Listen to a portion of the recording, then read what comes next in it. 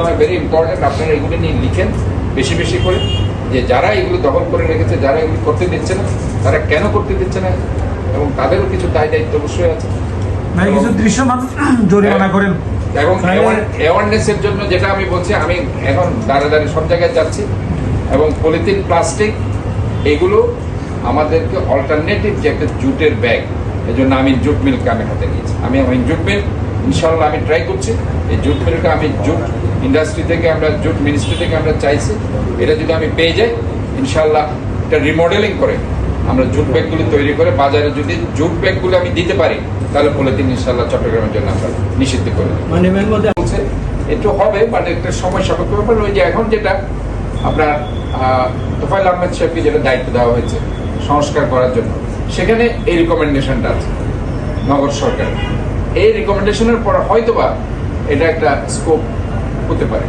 তো এর মধ্যে আমি করেছি কি, যেহেতু এটা হচ্ছে না, আমি আমার প্রতিমন্ত্রীর স্ট্যাটাসটা আমি চেয়েছিলাম যে আমাকে একটা প্রতিমন্ত্রীর স্ট্যাটাস দেন অথবা মন্ত্রীর স্ট্যাটাস, যেটা আগে ছিল, তাহলে আমি সেবা প্রদানকারী সব সংস্থাগুলোর সাথে আমি কোঅর্ডিনেট করতে পারি। কারণ আলটিমেটলি আমাকে স্ট্যাটাস না দিলে পরবর্তীতে হয়তো আমি যদি এদেরকে অর্ডারও করি, তারা নাও শুনতে পারে। ওই সায়েন্স থেকে আমি সেটা বলেছি, বাট এখনো পর্যন্ত এটা আমাকে দেওয়া হয়নি।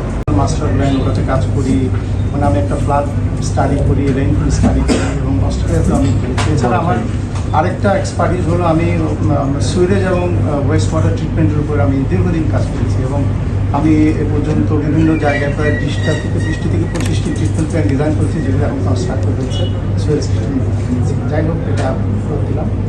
এখন যে আমরা প্রবাসে থাকলেও আপনারা সবাই জানেন, আমরা হয়তো দেশ থেকে স্কেপ করে চলে গেছি। অনেকে বলে যে আপনারা তো এখানে কঠিন সময়টা মানে ফেস করেন।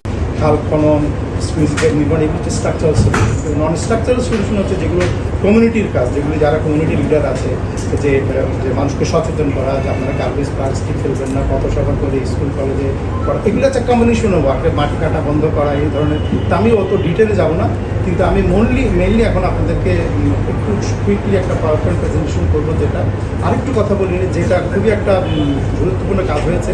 এই প্রেজেন্টেশনটা আমি মেয়র সাহেব রুমে করে বলছে যে এই যেখানে সেখানে ময়লা ফেলবেন না, অমুক করবেন না, সমুক করবেন না, কিন্তু আমরা যে দেখছি যতগুলা খালের পারে বাড়ি আছে, প্রত্যেকে তাদের কেউ সামনে দিয়ে কোনো ময়লা ফেলে না, সব ময়লা জানালা দিয়ে পেছনে চলে যায়। তো আমাদের আপনাদের শ্রীকৃষ্ণ উপদেষ্টা শাহরিয়ার খালেদ তো মেয়র সাহেব বলেছেন, মেয়র সাহেবকে আমার কথা বলেছিলেন, এবং মেয়র সাহেব আমাকে টেলিফোন করলেন সিপিতে, বললেন যে আপনি আসেন, যে আমাদেরকে একটু সাহায্য করেন। অ্যাওয়ারনেস ক্রিয়েট করা যায়নি, এবং আমি এক সময় এটা এক জায়গায় বলেছিলাম যে এই যে বদ্দারের যে খালগুলো খুবই ভালো কাজ হচ্ছে, কিন্তু ওগুলি শেষ হতে ধরেন বছর 1.5 লাগতে পারে। এটা আমাদের ওনারা সবাইকে আমি প্রেজেন্টেশন দেওয়ার পরে মেয়র মহোদয় ওনাদেরকে কনভিন্স করেন, এবং ওনারা একাত্মতা ঘোষণা করে বলেন যে হ্যাঁ আমরা একসাথে। ওখানে আমি মিনিস্ট্রি অফ প্ল্যানিংয়ের, কাতার মিনিস্ট্রি অফ প্ল্যানিংয়ের পরামর্শক হিসাবে যাই। আমি প্রায় 10 বছর ওখানে থাকি, এবং ওখানে যেটা আমাদের ড্রেনেজ স্ট্যান্ডার্ড একটা সলিউশন। এটা এমন না যে মানে আমরা কোনো একটা ম্যাজিক কিছু এসে কিছু করা যাবে, কিন্তু বাংলাদেশের প্রেক্ষিতে হয়তো আমাদেরকে একটু চুজ করতে হবে, কিন্তু সব ধরনের যেমন স্ট্রাকচারাল বলে আমি ব্যাপার। বাট তারপরেও আমি অত্যন্ত কৃতজ্ঞ যে আমার ডাকে সবাই সাড়া দিয়েছে। আমার ডাকে তারা সাড়া না দিলেও পারতো, বাট চট্টগ্রামের সাথে। দৈনিক আজকের বাংলা .net